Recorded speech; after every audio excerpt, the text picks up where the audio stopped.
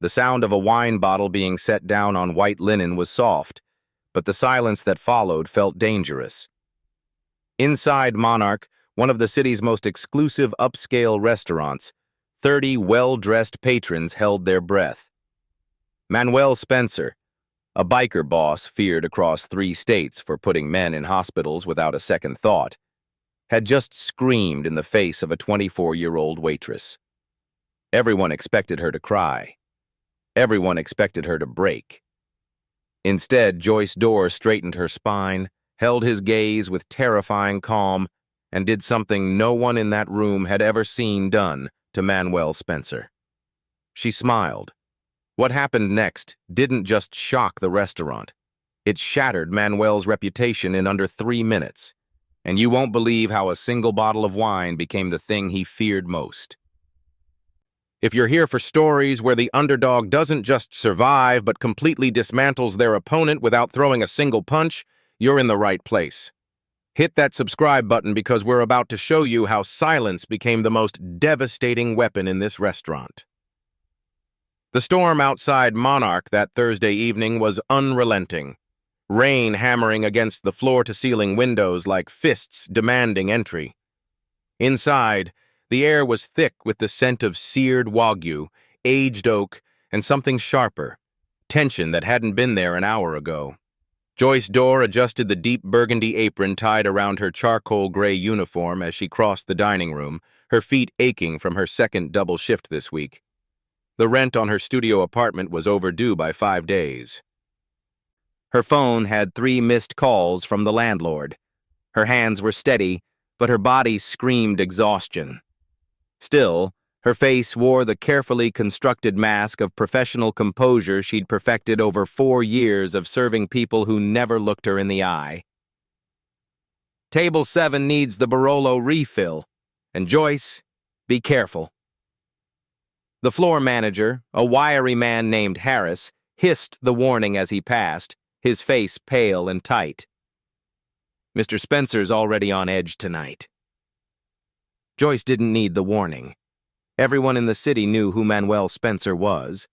At 36, he was the president of the Iron Skulls, a biker club that operated just outside the law's reach, running protection rackets, underground gambling, and enforcement services for people who couldn't call the police. He was broad-shouldered, tattooed, with slicked-back dark hair and eyes that looked carved from stone. Handsome in a way that felt threatening rather than attractive. Tonight, he looked like a man barely containing a storm. He sat at table 7 with 2 other men. One was his lawyer, balding, sweating, already regretting every life choice that led him here. The other was Vincent Callahan, a rival club enforcer who smiled too much and never meant it. "I'm telling you, Manuel," Vincent said, leaning back with mock casualness.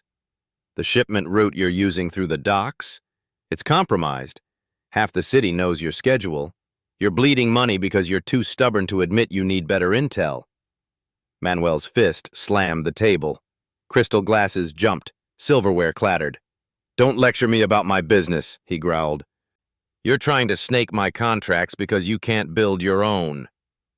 Vincent's smile widened.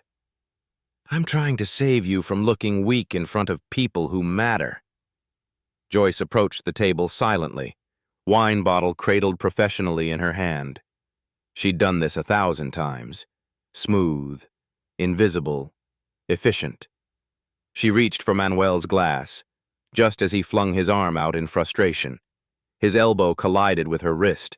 The bottle didn't fall, but the wine surged forward, dark red splashing across the sleeve of Manuel's expensive black leather jacket. The reaction was instant. Manuel shot to his feet, chair scraping violently across the polished floor. "Are you serious right now?" he roared. The entire restaurant froze. Conversations stopped mid-sentence. Forks hovered in midair. A city councilman at table 3 looked away. A real estate mogul at table 9 stared openly. Joyce stepped back instinctively, gripping the bottle to her chest, her heart hammering. "Look at this!" Manuel shouted, gesturing at the stains spreading across his jacket. Do you have any idea what this cost? Do you have any idea who I am?" Harris rushed over, hands raised. "Mr. Spencer, I'm so deeply sorry. She's still learning the—" "I don't care!" Manuel's voice cut through the room like a blade. "I'm in the middle of a meeting that could cost me $250,000, and I have to deal with some clumsy waitress ruining my night. Get her out of my sight. Get her out of this building." Vincent chuckled softly. "Rough night, Manny. Can't even keep the help in line." That laugh was the breaking point. Not for Manuel, for Joyce. It wasn't the shouting. It wasn't even the insult. It was the assumption that because he had power and she wore an apron, she wasn't human. That her dignity was negotiable. That she existed to absorb his rage without consequence. Something inside Joyce shifted. She stepped forward. She set the wine bottle down on the table. The sound was soft, but in the suffocating silence it landed like a gavel. She looked Manuel Spencer directly in the eye, and she didn't blink. Smash that like button if you already know this biker boss just made the worst mistake of his life, and stick around because what Joyce does next will leave you speechless. The room stopped breathing. Manuel's expression flickered. Confusion, then irritation, then something darker. Disbelief. No one looked at him like this. No one held his gaze when he was angry. Fear was supposed to follow rage. Submission was supposed to follow intimidation. But Joyce's face remained calm, dangerously calm. Her lips curved, just slightly, into something that wasn't quite a smile. "Are you done?" she asked quietly. Her voice was steady, cold, controlled. Manuel froze. And in that moment, 30 wealthy, powerful people realized they were about to witness something none of them would forget. But to understand why Joyce Dorr didn't cry, why she didn't run, didn't beg, didn't break, you need to know who she really was. You need to know what she'd survived before this moment, and you need to understand why Manuel Spencer had just made the worst mistake of his life by assuming silence meant weakness. The question hung in the air like a blade. "Are you done?" Manuel Spencer's jaw tightened. His hands flexed at his sides, the kind of movement that preceded violence. Everyone in the room recognized it. They'd heard the stories. 3 months ago, a bar owner in the West District had refused to pay protection fees. Manuel had walked into the man's establishment at noon in front of customers and methodically destroyed everything. Bottles, tables, the man's nose, while explaining, very calmly, the cost of disrespect. The owner paid double the next week. 6 months before that, a rival enforcer had made a joke about Manuel's intelligence during a card game. The man spent 2 weeks in the hospital. No charges were filed. No witnesses came forward. Fear had a way of erasing memory. Manuel Spencer didn't need to shout to be dangerous, but when he did shout, people understood it was a warning, the last one they'd receive. Joyce knew this. She'd heard the whispers from other staff, seen the way seasoned managers handled his table with surgical precision, noticed how even the kitchen went quiet when his orders came through. Harris stood frozen 3 feet away, his face drained of color. The lawyer at table 7 had gone completely still, eyes fixed on his plate as if pretending not to exist. Vincent Callahan leaned back in his chair, grin widening. This was entertainment to him. Manuel stepped closer to Joyce, closing the distance until he loomed over her. He was 6'2", broad-shouldered, tattooed violence wrapped in expensive leather. She was 5'6" in flats, exhausted, holding an empty wine bottle. The power imbalance was obvious, which made what Joyce did next even more incomprehensible. She didn't step back. "I asked if you were done," she repeated, her voice quieter now, but somehow sharper. "Because if you're not, we can continue this conversation. But you should know, everyone in this room is watching, and they're not watching me." Manuel's eyes narrowed. "What did you just say to me?" "They're watching you," Joyce continued, her tone almost conversational. "Watching how you handle a minor accident. Watching whether the man who runs enforcement for half the city can control himself over a wine stain." Comment checkmate if you're seeing what's happening here. Joyce isn't fighting him with violence. She's fighting him with witnesses. And if you think Manuel's about to explode, wait until you see what happens when he realizes he can't. Something flickered across Manuel's face. Not fear, not yet, but awareness. His eyes darted briefly to the surrounding tables. A state senator sat at table 3, phone face down but within reach. A federal prosecutor Joyce had served twice before occupied table 9, suddenly very interested in her water glass. Manuel's world operated on perception, on the belief that he was untouchable, unshakable, always in control. Witnesses to weakness were liabilities, and Joyce had just forced him to realize he had 30 of them. "You think you're clever?" Manuel's voice dropped lower, more dangerous. "You think because there are people watching you're safe?" "I think," Joyce said calmly, "that you're already thinking about how this looks, about who's in this room, about what they'll say tomorrow when someone asks about tonight." The lawyer made a small, strangled sound. Vincent's grin finally faltered. Manuel's breathing quickened, not from exertion, but from rage colliding with calculation. He'd built his reputation on decisive action, on never backing down. But Joyce had just reframed the battlefield. This wasn't about dominance anymore. It was about optics. And Manuel Spencer, for the first time in years, didn't know his next move.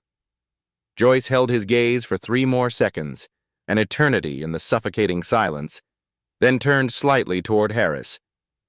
"Should I bring a towel for the table?" she asked, her voice perfectly professional. "Or would Mr. Spencer prefer to handle the stain himself?" The question was innocuous. The implication was surgical. She was offering him an exit, a way to de-escalate without losing face completely. Manuel's fists clenched.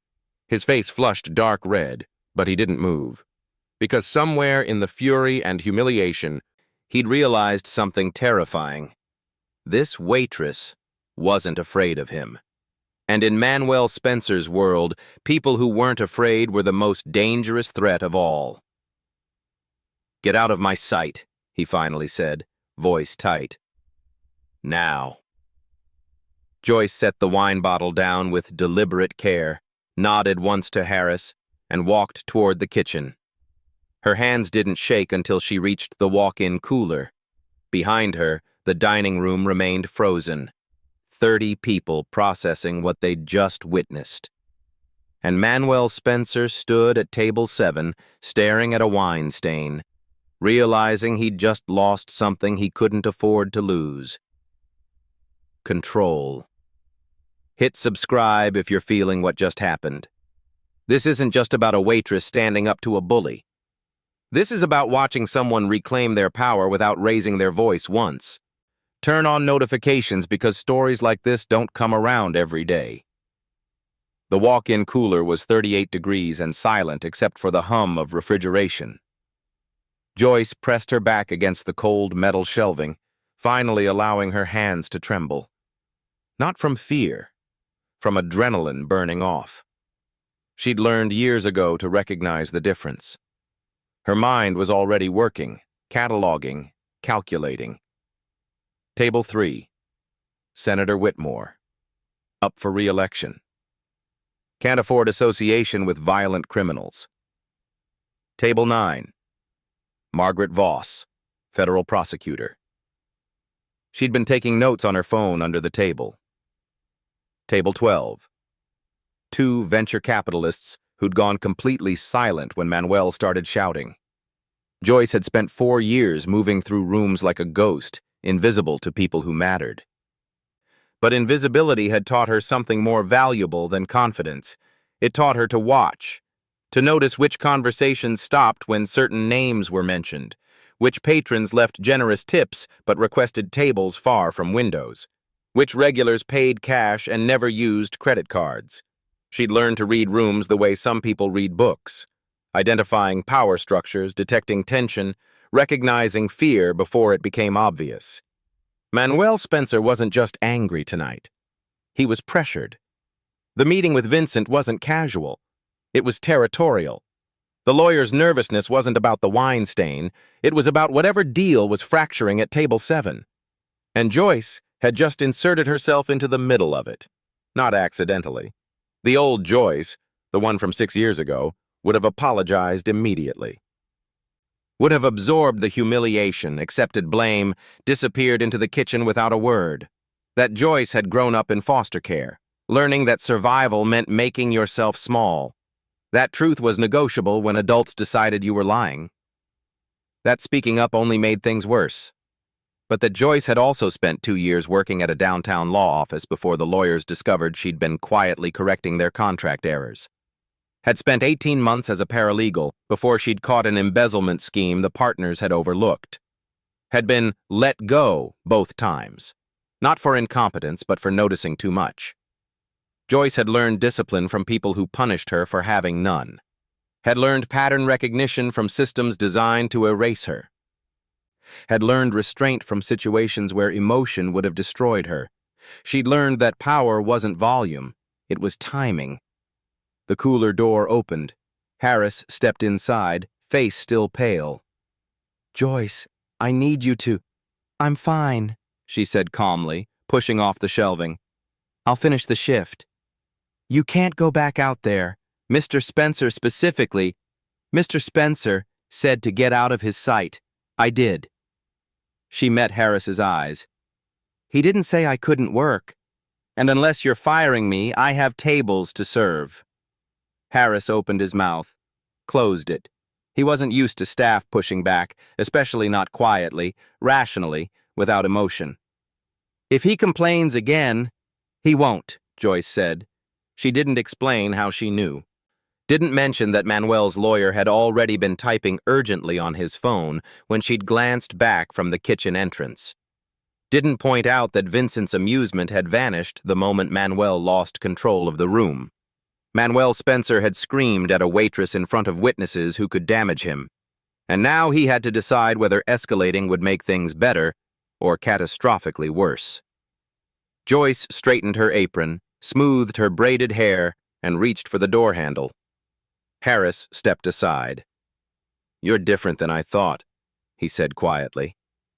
Joyce paused. "Most people are." She walked back into the dining room, collected 2 menus from the hostess stand, and approached table 14 with perfect professional composure. At table 7, Manuel Spencer watched her move through the room, jaw tight, eyes calculating, realizing too late that he'd miscalculated. The waitress who wouldn't cry wasn't weak. She was strategic, and that made her dangerous. 20 minutes passed like held breath. Joyce moved through the dining room with mechanical precision, refilling water glasses, delivering appetizers, clearing plates. She didn't look at table 7. Didn't need to. She could feel Manuel's eyes tracking her across the room. Table 14 ordered the halibut. Table 9 requested another bottle of the Chateauneuf du Pape. Senator Whitmore's aide asked for the check, quickly, quietly, the kind of exit that signaled discomfort. The restaurant's atmosphere had shifted. Conversations remained subdued. Laughter felt performative. Everyone was pretending the confrontation hadn't happened while simultaneously unable to forget it. Joyce approached the bar to collect drinks for table 6. Marcus, the bartender, leaned in close. "You okay?" he whispered. "Fine." Spencer's still staring. Harris is freaking out. Vincent Callahan keeps smirking like he's watching a car crash. "Then let him watch." She collected the tray and turned, just as Harris intercepted her, face tight with anxiety. "Table 7 needs their check," he said. "I'll take it." Joyce set the tray down. "That's my section." "Joyce, it's my section," she repeated calmly. "And if Mr. Spencer has a problem with standard service, he's welcome to speak to management." Harris hesitated, trapped between protocol and fear. Finally, he nodded. Joyce printed the check, placed it in the leather portfolio, and walked directly to table 7. The lawyer had his jacket on. Vincent was scrolling his phone, grin permanently fixed. Manuel sat with his arms crossed, jaw clenched, radiating controlled fury. Joyce set the portfolio down in front of Manuel, not roughly, not tentatively, but with the exact same professional courtesy she'd use for any other customer. "Whenever you're ready, sir," she said evenly. Manuel didn't touch it. "You've got nerve coming back here." "This is my section." Joyce's tone remained neutral. "And you haven't been served your check yet. I could have you fired for what you said to me. You could try." The words were soft, not confrontational, just factual. Vincent's grin widened. "She's got a point, Manny. You gonna call her manager over a wine stain? That's not really your style." Manuel's eyes snapped to Vincent. "Shut up." But the damage was done. Vincent had said it out loud, the thing everyone was thinking. Manuel Spencer, enforcer for half the city's underground, was locked in a standoff with a waitress, and he was losing. Joyce reached for the empty wine bottle still sitting on the table, the one that had started everything. She picked it up slowly, deliberately, and held it for just a moment before placing it on her tray. The gesture was procedural, routine. But in the weighted silence, it became something else entirely. A reminder. A reclaiming. She'd set this bottle down when Manuel was shouting. Now she was taking it back, calmly, without asking permission, without flinching. "If there's nothing else," Joyce said, "I'll leave you to settle up." She turned and walked away. Behind her, Vincent chuckled. "She's got balls, I'll give her that." Manuel didn't respond. His hands were flat on the table, knuckles white. Around the restaurant, conversations had stopped again. But this time, people weren't watching Joyce. They were watching Manuel, watching to see if he'd escalate, if he'd lose control again, if the man known for decisive, brutal action would let a waitress walk away twice. Drop A in the comments if you're seeing Manuel's entire reputation crumble in real time. And share this with someone who needs to see what controlled power actually looks like, because we're not even close to done yet. The federal prosecutor at Table 9 leaned toward her companion, whispering. The venture capitalists at Table 12 exchanged meaningful glances. Even the kitchen staff had gathered near the service window, witnessing something they'd never seen before. Manuel Spencer being managed. He reached for the check with trembling hands, pulled out cash, and dropped it on the table without counting. When he stood, his chair scraped too loud against the floor. Vincent and the lawyer followed him toward the exit, but the lawyer kept glancing back, nervous, already calculating legal exposure. As the door closed behind them, the restaurant exhaled collectively. Joyce returned to the bar, tray balanced perfectly, face composed. Marcus stared at her. "What the hell just happened?" "He paid his bill," Joyce said simply. But they both knew what had really happened. Manuel Spencer had just learned that humiliation didn't require shouting. It required an audience. And Joyce Dorr had given him one. Manuel Spencer didn't leave. Joyce was clearing Table 9 when she saw him through the window, standing on the sidewalk outside Monarch. Phone pressed to his ear, jaw working furiously. Vincent and the lawyer had gotten into a black SUV idling at the curb, but Manuel remained, pacing like a caged animal deciding whether to break free or bite. He ended the call, stared at the restaurant entrance, then pushed the door open and walked back inside. The hostess froze. Harris emerged from the kitchen, face draining of color. Manuel crossed the dining room in 6 strides and stopped directly in front of Joyce, who was holding a tray of empty glasses. "You think you're smart?" His voice was low, controlled, but edged with something sharper than anger. Desperation. "You think you can embarrass me in front of these people and just walk away?" Joyce set the tray down on the nearest table, slowly, deliberately. I didn't embarrass you, Mr. Spencer, she said calmly. You did that yourself. His hands clenched. Watch your mouth. Senator Whitmore left early, Joyce continued, her tone almost conversational. Paid cash. Didn't wait for change. That's unusual for him. He usually pays by card and stays for dessert. She paused. Margaret Voss from the district attorney's office is still here, though. Table 9. She's been very interested in her phone for the last 20 minutes. Manuel's eyes narrowed. What are you saying? I'm saying you came back inside. Joyce met his gaze without flinching. Which means you're worried about something, not about me, about who saw, about what they're thinking, about what they might say tomorrow. You don't know anything about... I know Vincent Callahan looked uncomfortable for the first time tonight when you started shouting again, Joyce interrupted gently. I know your lawyer left his briefcase under the table. He's never done that before. And I know you're standing here in public arguing with a waitress, which means you've already lost control of how this looks. The words landed like precision strikes. Manuel's breathing quickened. You think you're untouchable because there are witnesses?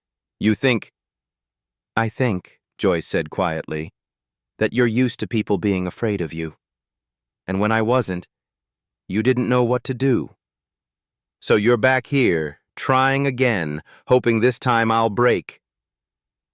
Around them, the remaining diners had gone completely silent. But the quality of the silence had changed. It wasn't fear anymore. It was judgment. If you're holding your breath right now, you're not alone. Smash that like button and keep watching, because what happens next is going to redefine everything you thought you knew about power. The venture capitalists at Table 12 were watching Manuel with open calculation, assessing, measuring, finding him wanting. The prosecutor had set her phone down, eyes sharp and interested.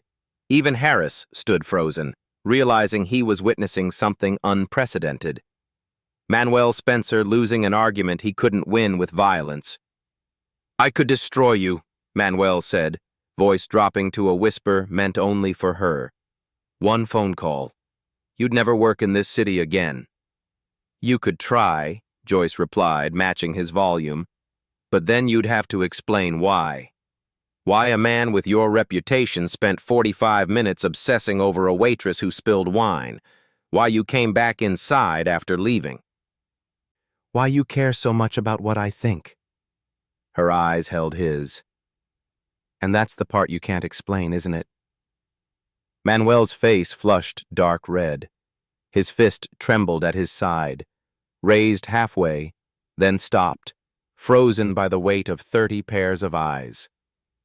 He couldn't hit her. Not here, not now. Because everyone was watching. And they weren't watching her anymore. They were watching him fall apart. This isn't over, Manuel hissed. Yes, Joyce said softly. It is. She picked up her tray and walked past him toward the kitchen. Manuel stood alone in the center of the dining room, breathing hard, fists clenched, reputation cracking like glass under pressure. Vincent appeared in the doorway, no longer smiling. Manny, we need to go. Now! This time Manuel left. But as the door closed behind him, everyone in Monarch understood what had just happened. Fear had changed sides. And Manuel Spencer had just become the man people would talk about tomorrow, not with respect, but with pity. The kitchen door swung shut behind Joyce. She set the tray down on the steel counter, her hands finally steady, and allowed herself one long, controlled breath. Marcus pushed through from the dining room, eyes wide. Holy hell, Joyce, he came back. Spencer actually came back and you... I need the wine inventory log, Joyce interrupted quietly. Marcus blinked. What? The log. The one that tracks every bottle opened, every table it went to, every signature for expensive vintages. Why would you... Joyce met his eyes. The bottle that spilled, what was it? The Barolo, 2015. Why does it... Marcus stopped, understanding dawning across his face. That's logged to table 7, opened at 8:47 p.m., signed for by Manuel Spencer when he ordered it. Joyce's voice remained calm, factual. Which means the restaurant has documentation that he ordered the wine, that it was opened for his table, that he was served. And if the bottle spilled because he moved while you were pouring, then it's not staff negligence, it's customer accident. Joyce pulled out her phone. And his reaction, the shouting, the threats, the public humiliation, becomes a liability issue, not a service issue. Marcus stared at her.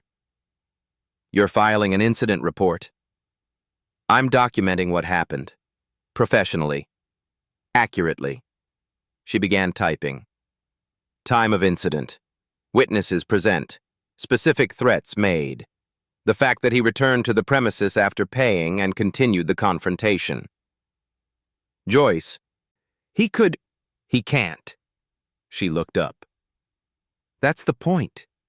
He built his reputation on people being too afraid to document anything, too afraid to file reports, too afraid to create paper trails. She resumed typing. But I'm not afraid. And now there's a record, time-stamped, witnessed, undeniable. Through the service window they could see the dining room. Harris was speaking quietly with Margaret Voss, the federal prosecutor. The venture capitalists were settling their bill, talking in low, urgent tones. Every remaining patron had their phones out, not openly, but the glow of screens was unmistakable. People were texting, posting, recording their version of events. Marcus let out a low whistle. You didn't just stand up to him. You made him do it in front of people who can actually hurt him. I made him show everyone who he really is, Joyce corrected. Someone who loses control. Someone who can't handle a minor accident without making it everyone's problem. She hit send on the incident report. That's worse than crying. Crying would have made me the victim. It would have made him the powerful one. And instead? Instead, he's the man who spent an hour screaming at a waitress. Joyce slipped her phone back into her apron. In front of a senator, a prosecutor, business owners, people who now have to wonder, if he can't control himself over spilled wine, how does he handle real pressure? Comment, document everything. If you just learned something powerful, this isn't just a story. This is a masterclass in protecting yourself. Subscribe if you want more stories that teach you how to win without fighting. The kitchen went quiet except for the hum of refrigeration and distant clinking of dishes. Marcus shook his head slowly. That's brutal. That's strategic. Joyce picked up a new tray. And he'll realize it tomorrow when people start asking questions, when Vincent starts telling the story, when his lawyer starts calculating liability. She pushed back through the door into the dining room. At table 9, Margaret Voss caught her eye and nodded, once, slowly, with something that looked almost like respect. Joyce returned the nod and approached table 6 with a fresh bottle of sparkling water. Professional, composed, unbothered. Outside, a black SUV pulled away from the curb, tires spinning slightly on wet pavement. Inside, Joyce Dorr finished her shift. She didn't celebrate, didn't gloat, didn't even smile. She simply worked, because that's what people who win quietly do. They outlast the noise, and let the silence speak for itself. The shift ended at midnight. Joyce wiped down her last table, number 14, where a couple had left a 30% tip and a note on the receipt. You handled that with grace. She folded the note without reading it twice and slipped it into her apron pocket. Around her, the restaurant was winding down.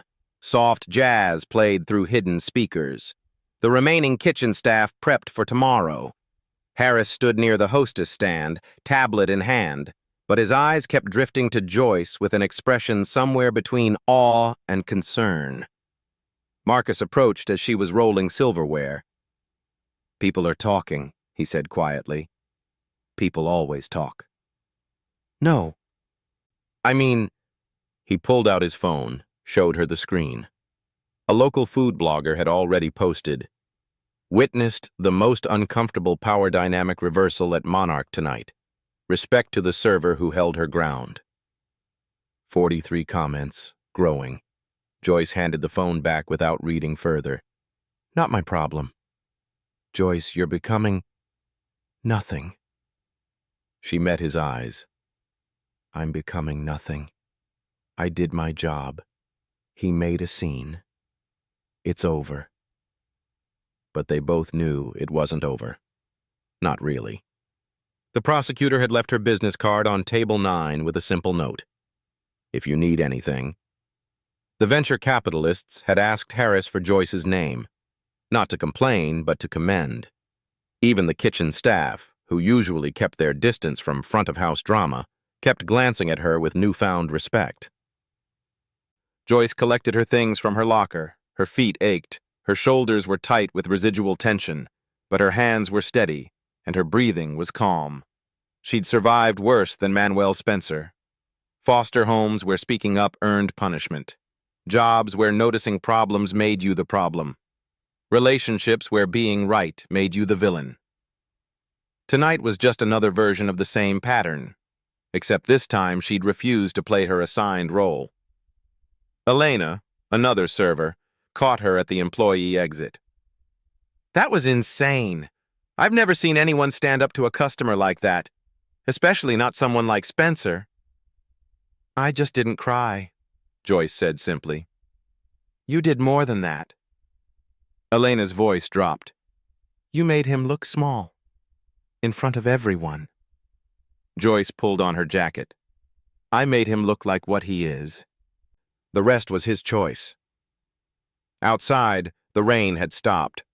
The streets were slick and empty, reflecting streetlight like dark mirrors. Joyce started the walk to the subway station, her bag slung over her shoulder, her mind already shifting to tomorrow. Rent still due, bills still waiting, life still requiring her to show up and survive. Behind her, Monarch's lights dimmed one by one. Inside, Harris was already drafting an email to management. Marcus was recounting the story to the night porter. The food blogger's post had reached 200 comments. But Joyce didn't see any of it. She descended into the subway station, swiped her card, and waited on the platform beside 3 other night shift workers who looked as exhausted as she felt. When the train arrived, she found a seat near the window and watched the tunnel walls blur past in darkness. No triumph, no celebration, no sense of victory. Just the quiet knowledge that she'd drawn a line and held it. Her phone buzzed. A text from Harris. "Take tomorrow night off. Paid. You've earned it." Joyce read it once, then slipped the phone back into her pocket without responding. She'd earned a lot of things tonight. Rest, respect, a story people would tell for weeks. But what mattered most was something simpler. She'd earned the right to look at herself in the mirror tomorrow and not see someone who'd been erased. The train rumbled through the underground, carrying her home. And somewhere across the city, in the back of a black SUV, Manuel Spencer stared at his phone, reading the same posts, the same comments, the same quiet destruction of his reputation, and realized too late that fear was easy to command. Respect was something else entirely. And Joyce Dorr had just taken both from him without raising her voice once. 3 days passed. Joyce didn't return to Monarch on Friday. She spent the day catching up on sleep, paying her rent, finally, and ignoring the 17 missed calls from numbers she didn't recognize. By Saturday morning, the story had evolved beyond her control. The food blogger's post had been picked up by a local lifestyle site. Someone had recorded a brief video, shaky, mostly audio, of Manuel's second confrontation. It had 6,000 views. The comments were ruthless. "Imagine being that pressed over a wine stain. Man really came back to argue with a waitress. Embarrassing. This is the guy who runs protection in the East District? Yikes." But it wasn't the public commentary that mattered.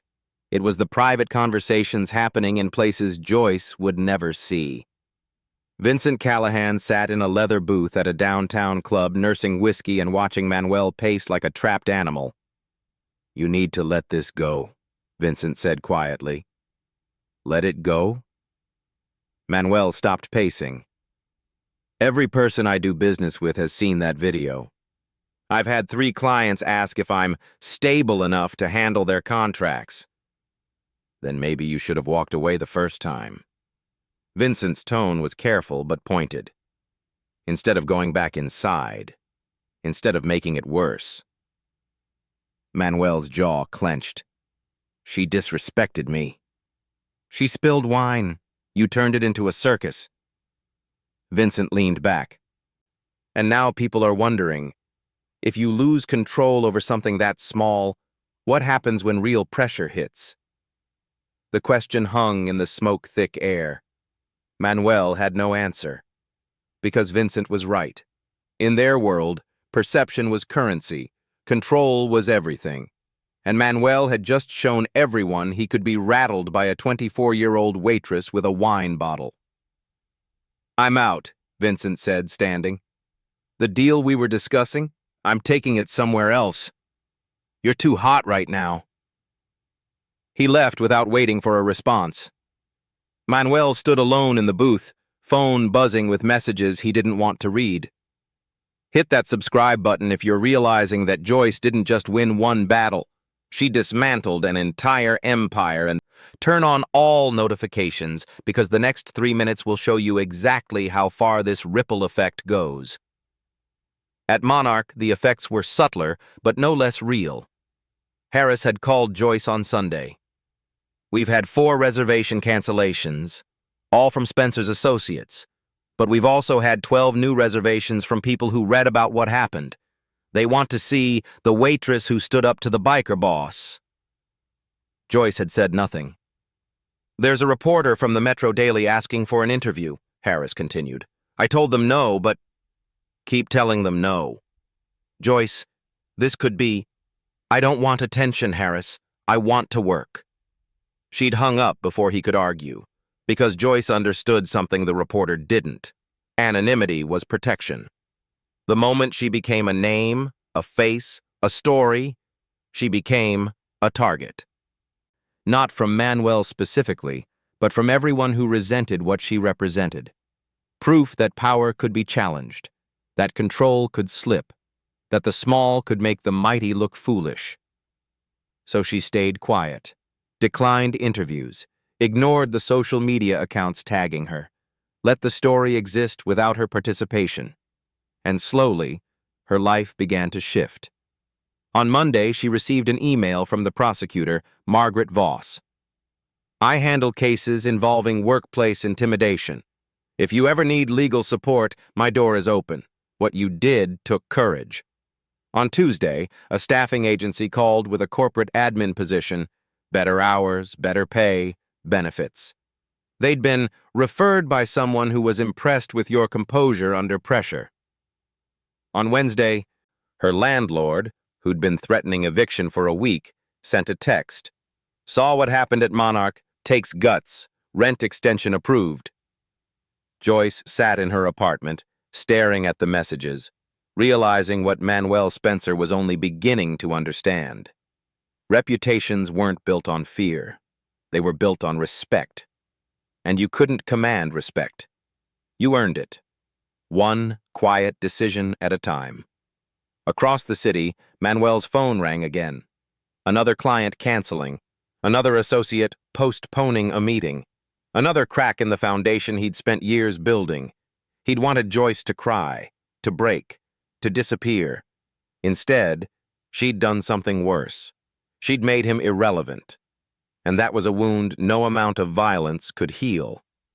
Thursday evening, 7 days after the incident, Joyce pushed through Monarch's entrance at 5:45 p.m., 15 minutes before her shift.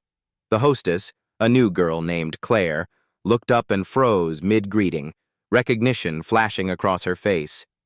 "You're Joyce Dorr," she said simply. "I'm on the schedule for tonight." Claire recovered quickly, nodding.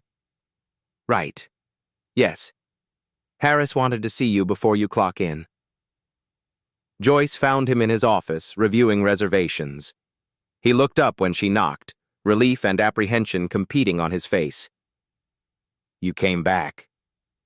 I work here. Harris gestured to the chair across from his desk. Joyce remained standing. Table 7, he said carefully. Spencer's usual table. It's been empty for 6 days. He hasn't returned. Hasn't called. His associates canceled their standing reservations. Joyce said nothing. But table 9, the prosecutor, Margaret Voss, she's coming in tonight. Requested your section specifically. Harris paused. And we've had interest from people who want to see you. Some are genuine customers. Others are curious, Joyce finished. They want to see if the story was real. Something like that. Harris leaned back. I need to know you're okay with this. With people watching. With being visible. Joyce considered the question. She'd spent her entire life trying to be invisible, trying to survive by making herself small, unremarkable, forgettable. And for years, it had worked. But invisibility wasn't protection. It was erasure. I'm okay with it, she said finally, as long as they tip. Harris laughed, short, surprised, genuine. Fair enough. Table 7 is open if you want to set it up. Joyce nodded and left the office.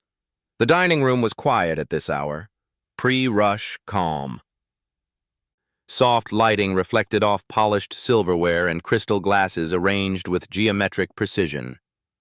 Joyce approached table 7 slowly, the same white tablecloth, the same leather chairs, the same view of the kitchen entrance where she'd walked away twice while Manuel Spencer stood fuming in the center of the room. But the table felt different now. Not haunted, just empty, neutral, reclaimed. She pulled the folded napkin from the place setting and began to reset it, her movements practiced and methodical. Knife aligned with the plate edge, fork positioned exactly 1 inch from the table's edge. Water glass placed at 2 o'clock. Muscle memory, routine. The quiet dignity of work done well. Behind her, Marcus emerged from the kitchen carrying fresh bread baskets. He stopped when he saw her at table 7. You good? He asked quietly. Joyce smoothed the tablecloth one final time and stepped back, surveying her work. Perfect. Precise. Ready for whoever came next. Yeah, she said. I'm good. Because she understood now what Manuel Spencer never had. Power wasn't about who could shout the loudest. It wasn't about fear or intimidation or making people smaller than you. Power was standing exactly where you were, holding your ground, refusing to be erased, and outlasting everyone who thought you couldn't. Joyce didn't win by overpowering Manuel Spencer. She won by still being here when he wasn't, by showing up, by doing her job, by refusing to let someone else's rage become her shame. That was the thing worse than crying, staying standing. If this story hit different, drop A in the comments and share it with someone who needs to hear this message. Subscribe, because we're building a community of people who understand that real power doesn't scream. It endures. Click that notification bell so you never miss a story that could change how you see the world. At 6 o'clock p.m., the first customers arrived. Margaret Voss walked in, made eye contact with Joyce, and smiled. At 6:15, the venture capitalists from the night of the incident requested Joyce's section. At 6:30, table 7 was filled by a couple celebrating an anniversary who had no idea what had happened there a week ago. And Joyce moved through the dining room with the same calm professionalism she'd always had, serving, clearing, refilling glasses. While somewhere across the city, Manuel Spencer sat alone in a bar, scrolling through messages from associates who'd stopped returning his calls. Reputation wasn't built in a single moment. It was built in every moment after. and Joyce's door was just getting started. She picked up her tray, adjusted her apron, and walked back into the dining room. Still standing. Still here. Still Joyce. This is what victory looks like when you refuse to play by someone else's rules. If this story changed something in you, hit that like button, subscribe, and turn on notifications. Because every story we share here is about people who chose to stand when the world told them to kneel. Share this video with someone who needs to see that the loudest person in the room isn't always the strongest. The comments are full of people who get it. Join the conversation. We'll see you in the next story. Until then, remember, the thing worse than crying is refusing to disappear. Power isn't volume, it's endurance. And sometimes, the quietest victories echo the loudest.